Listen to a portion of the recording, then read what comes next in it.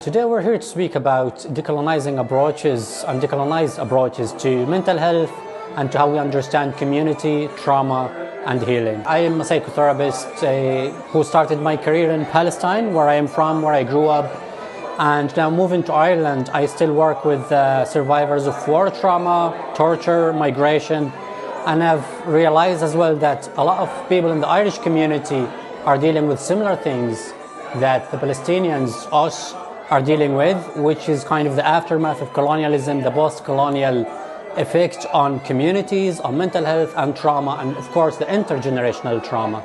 The main argument that this book starts with is that Western psychotherapy and approaches to psychotherapy in Europe and the United States universalized how healing should look like, what suffering is valuable, and what is normal. So the universality of what is normal that follows colonial logic erased other ways of being, other ways of healing, and other ways of relating to each other. And the most violent thing they did is locating trauma and suffering within persons, within individuals, rather than the impact it takes in the communities. So what I would try to tell people is first to embrace where they're coming from, their legacy, their heritage.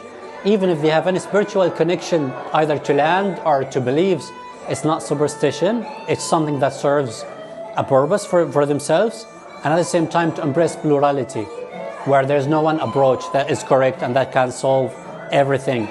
And they can find their ways of how their ancestors healed, how their ancestors understood suffering, and just keep it in their lives. Because a lot of the time when I work with people who are not from Western backgrounds and seeking therapists with Westerners or with people trained in Western modalities only, they would say that their therapists are trying to fit the person's problems to the tools that Western psychotherapy equips them. So it's kind of flattening people within boxes. And what I'm trying to tell people as well is just to look into themselves and see what you relate to. To take a person who has been traumatized, which means they've been isolated, they've been cut off, they have no access to other people, they don't know if they can even be seen in the world, all of that.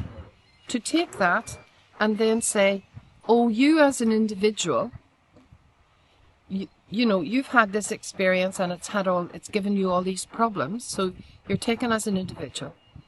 Then someone decides, oh, that's trauma, so then you're pathologized, then you have an illness, yeah?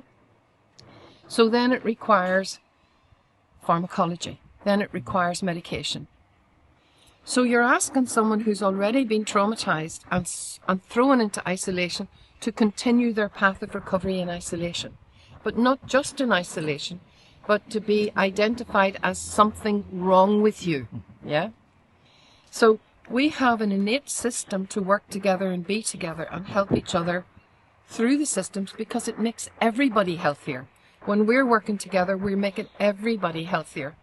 Like I used to say to my son when he was little, you know, your welfare as a little child is dependent on the welfare of all other children.